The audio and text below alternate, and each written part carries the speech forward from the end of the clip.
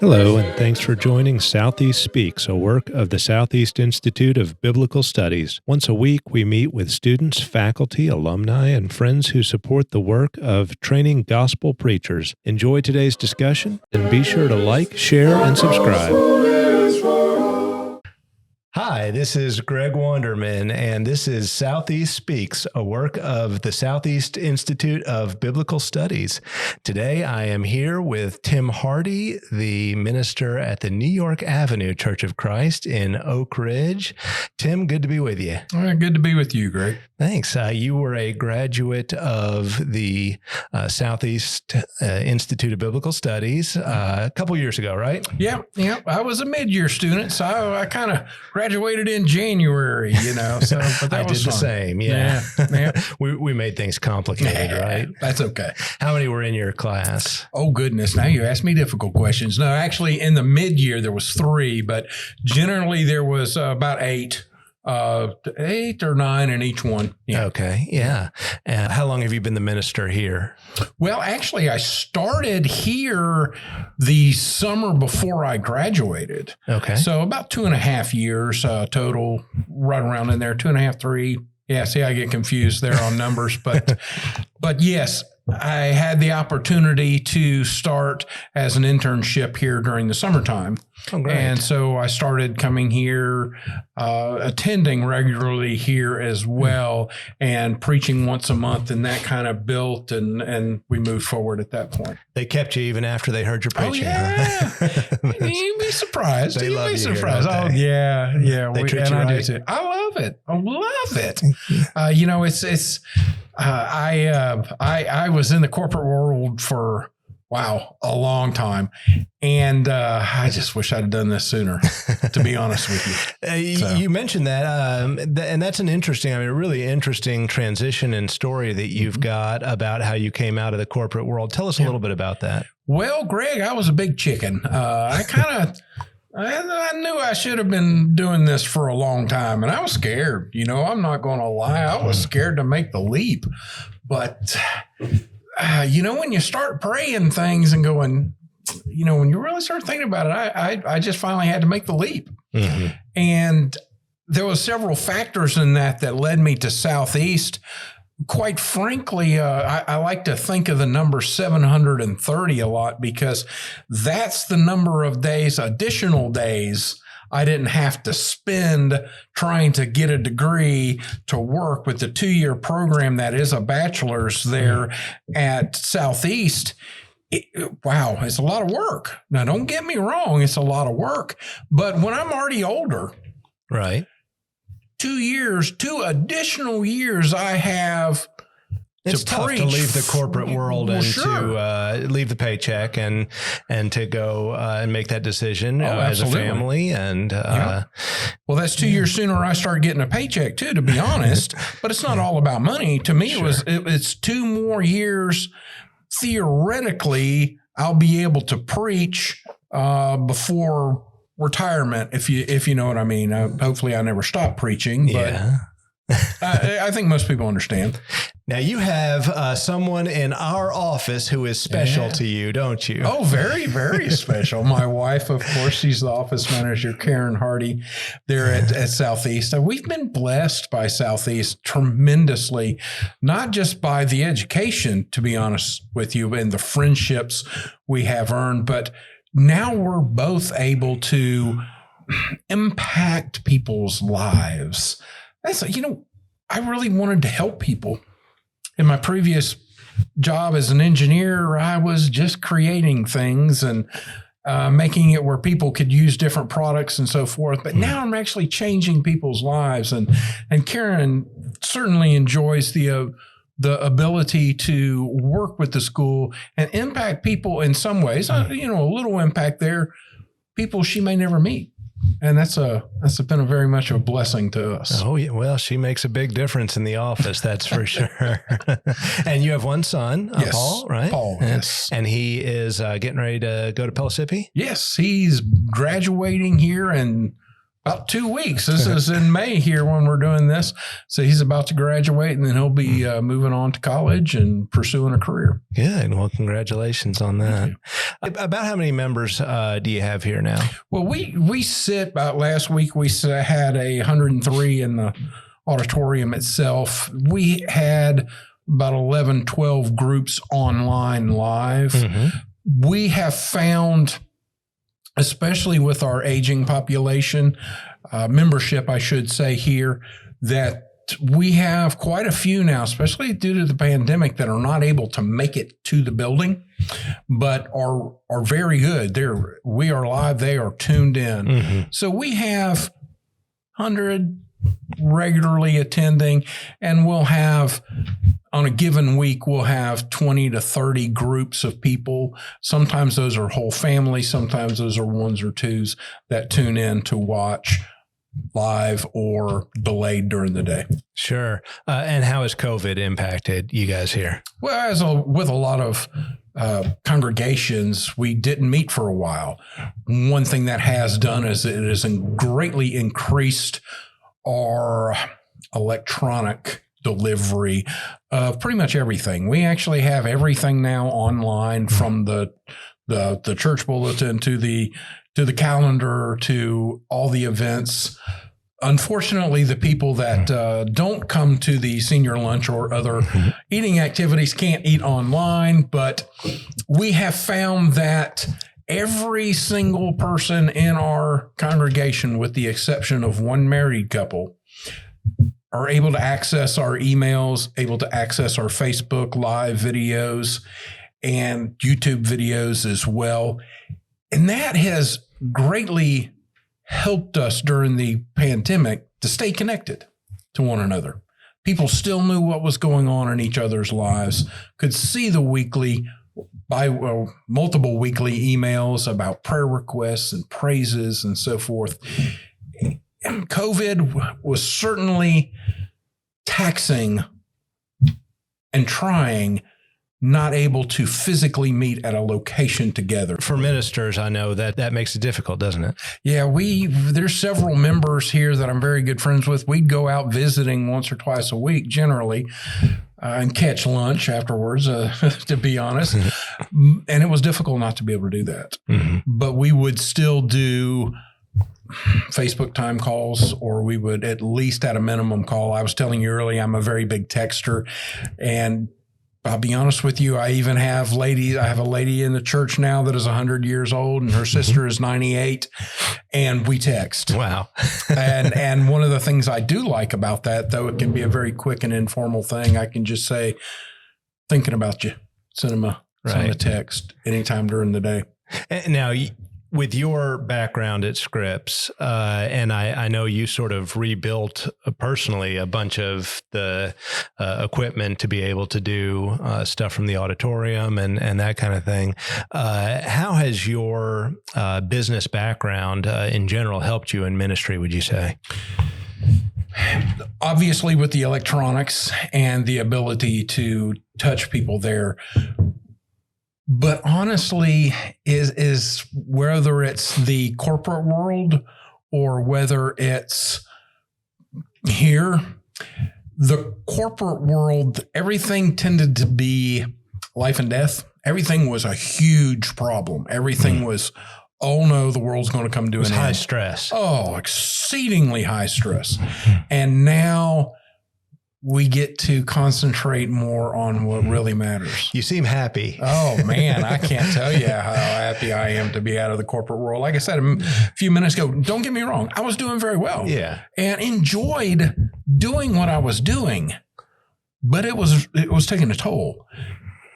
But it can't compare to this. The ability to help people with eternity, helping people in the spiritual world, not so much in the physical world. It's one of the things I preach about a lot, the difference between physical and spiritual, where we focus And I'm able to focus so much more on what really matters now, which is the spiritual world and their spiritual lives. And that's wonderful. When a congregation hears someone like you telling them about the benefits of the spiritual impact versus the physical impact, that's got to mean something more to them. Well, our physical things are going to go away. Yeah.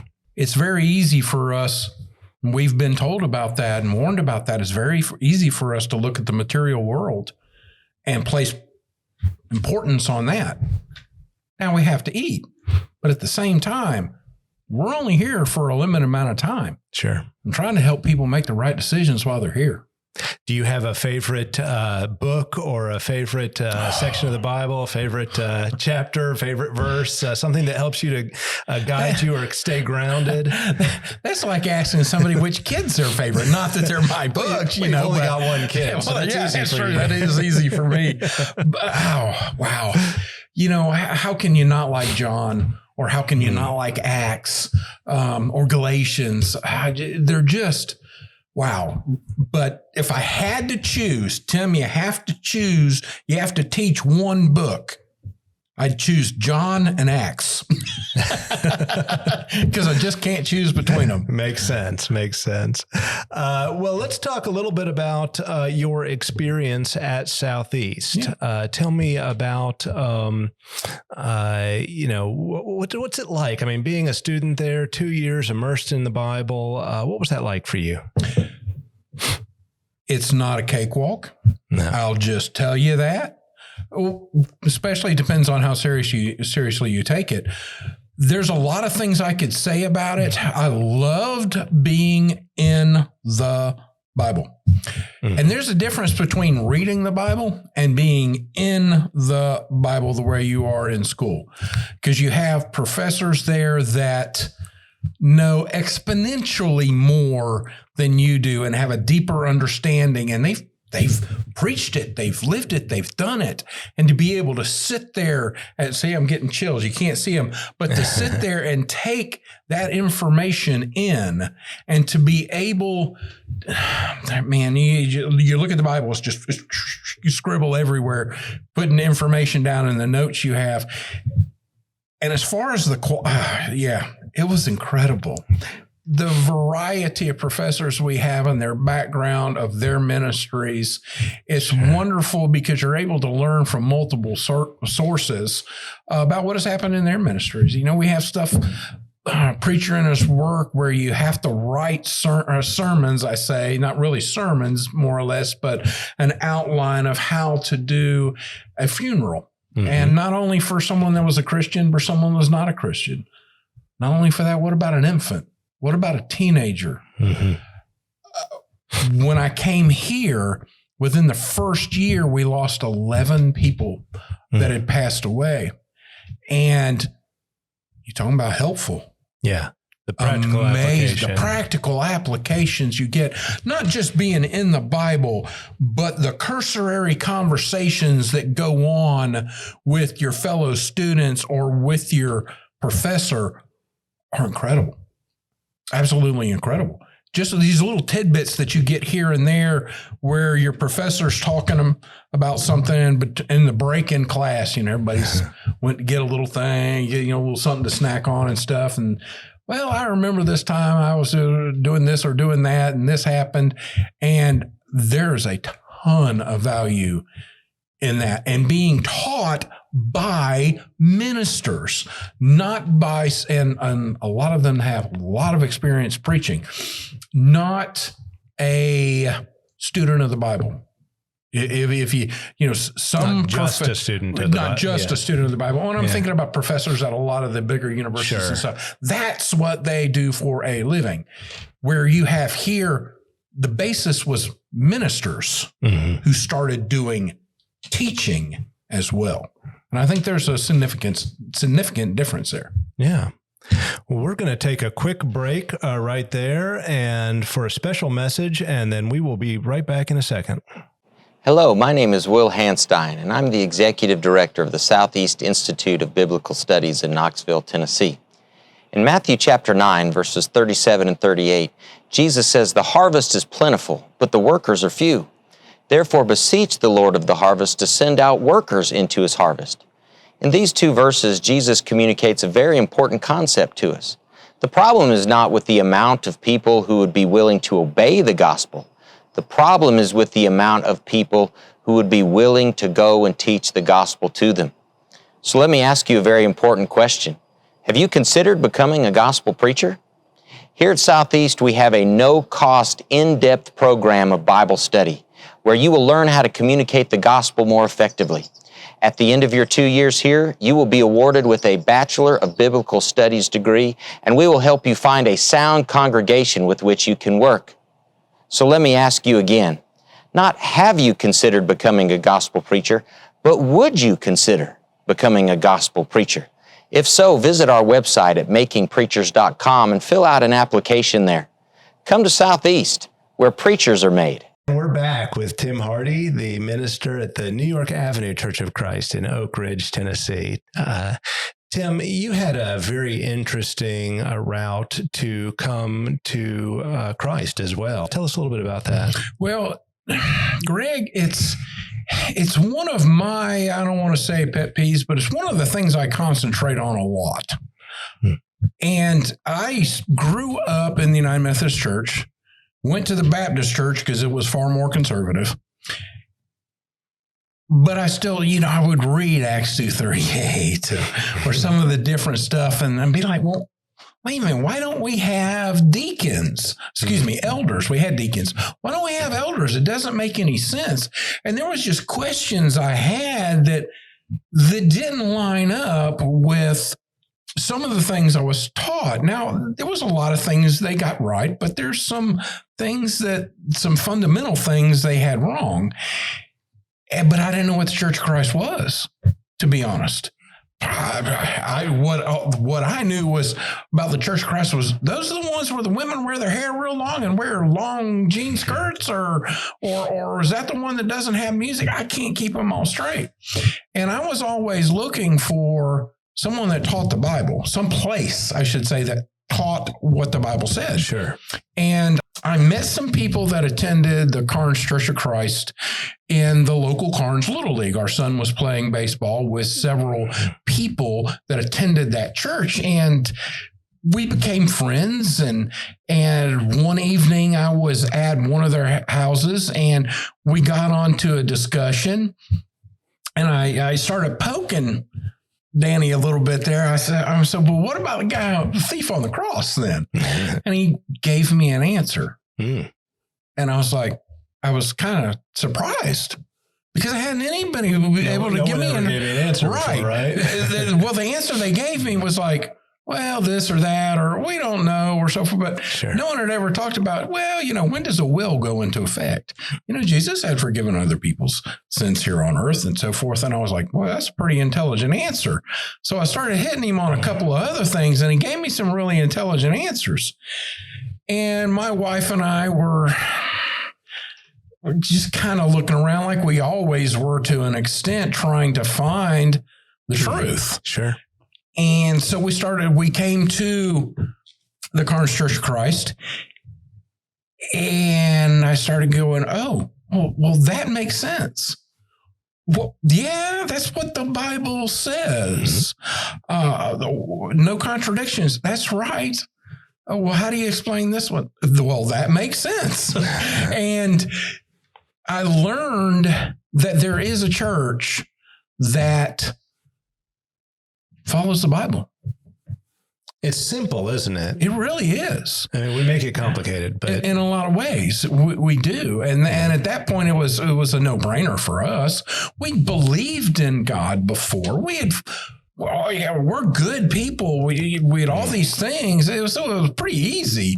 Talking about an easy conversion there. I was like, yeah. Well, I knew it said that. Just other people were saying you didn't have to. Speaking of communion, or speaking of baptism, or still preaching you had to give 10% or different things. They weren't going by what the Bible said. And we were blessed in that we were seekers. We were always looking. Yeah.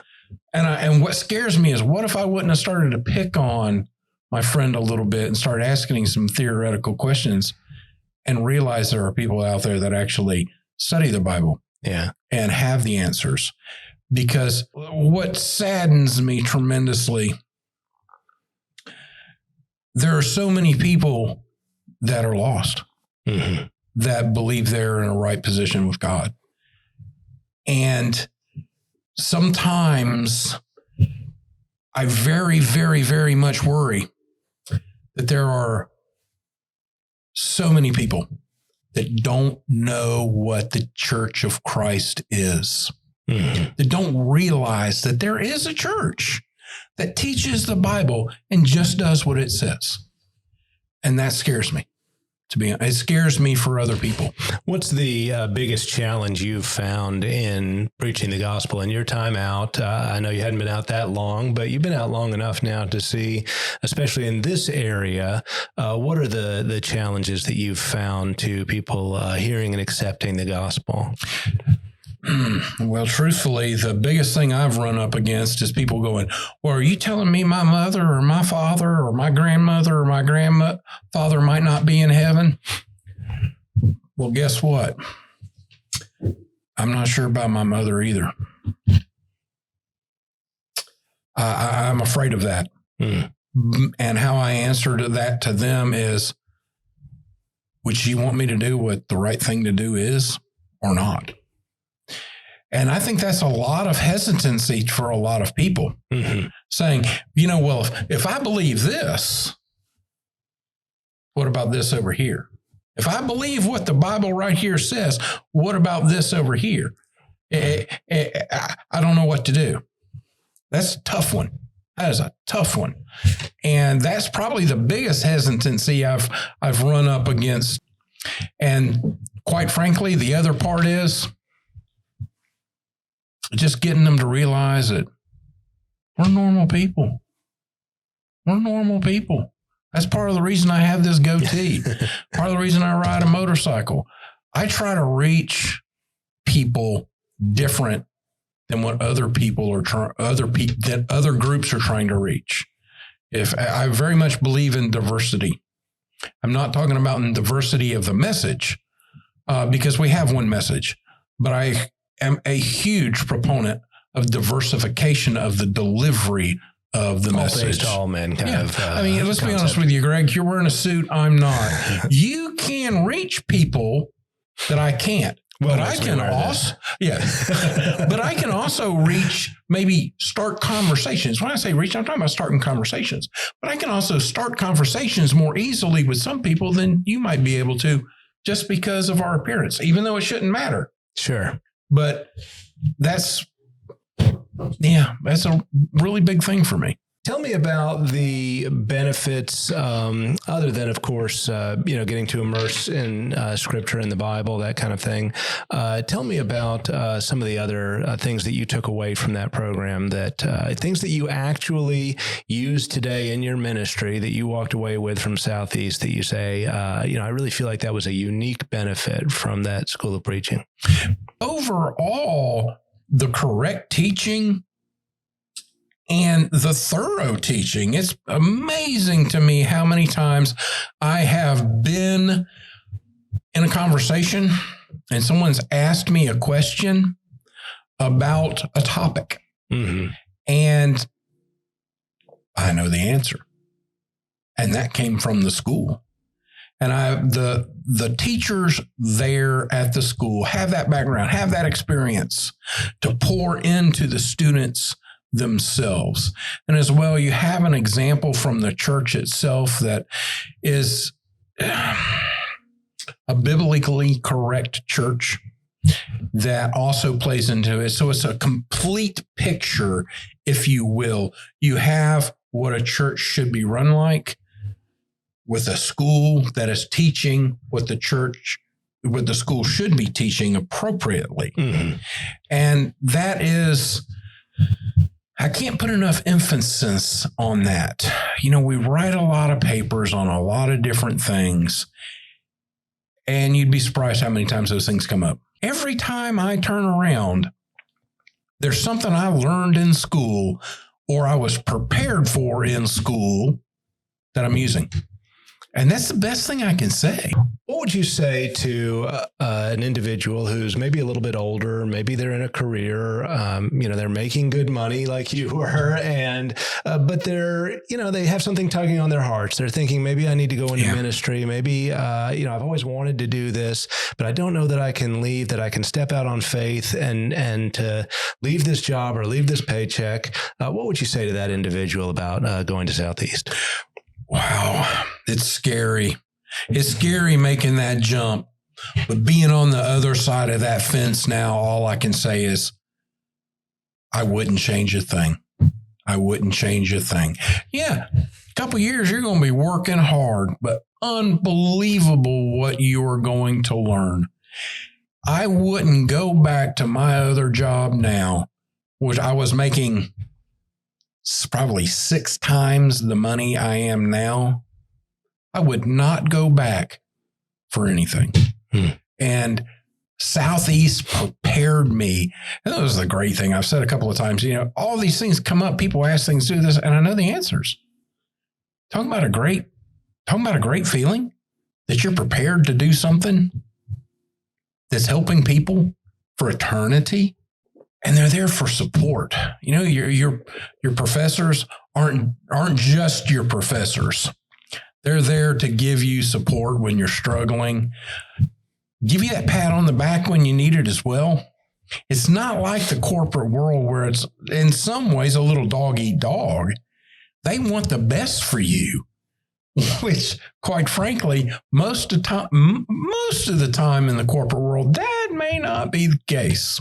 Sure. If you're training people beneath you, you don't want them to exceed you necessarily or take your job in the corporate world. But there's a lot of truth in that. In what we do, we are incredibly excited when we see the men getting good jobs and preaching and certainly sharing the gospel, whether it's for a small congregation, a large one, wherever it is that they're going. And I think that's the goal of everybody there. And it's incredible. It's not this. It's okay. Maybe cheerleader is the wrong word, but in some ways, the professors are cheerleaders, and the administration are cheerleaders, and a lot of times they're really encouraging the guys and helping them to succeed. How do you get through the difficult times or the down times in preaching? Well, to be completely honest with you, it's quiet time for me. I have the luxury of doing quite a bit of study and sermon preparation and so forth at my home as well. That quiet time when I can just sit down and take that deep breath and get in the Bible. It's very peaceful. I watched some of your lessons from home that you did out on, was it like a back deck or something like that? And the birds chirping, and it's very peaceful out there. But, I say that the quiet time. And what I mean, to expand on that a touch, is me studying for that next lesson and me studying for the next sermon re-energizes me a lot of times because I'm in the Bible. I am continuing to learn and continuing to pick things up and to grow. Fortunately, that's wonderful for me. Thanks so much for sharing with us your journey from, to Christianity, your journey from becoming a Christian to ministry, leaving the corporate world, and all of the steps along the way there, and the great things that you're doing here at New York Avenue. Well, thank you for your kindness. Thank you for including me. I just can't say enough how blessed I have been to be able to make the journey I have. And I'm very thankful for Southeast and all of the people there and at the Carnes congregation for being part of that journey. And appreciate you sharing this nice space here that you have with us, your bistro, I guess you call it. You guys have fellowship and coffee in this area. Absolutely. Absolutely. That's a nice touch and a good way to have, it's strange to even think of the concept of fellowship right now. Here we are, both of us double vaccinated, and we're actually talking across the table from human beings, and it just seems strange, doesn't it? Yeah, it does. But maybe a return to normalcy soon, right? I hope so. Hope so. Well, blessing to be here with you, and thank you again, and looking forward to all the great work you're going to continue to do here. You're very kind. Thank you. All right. Thanks again for joining us today on Southeast Speaks, and we hope you've enjoyed this episode. If you have, be sure to like, share, and why not subscribe so you can get notified when we have interviews with students, faculty, alumni, and supporters of Southeast. Thank you and have a blessed day.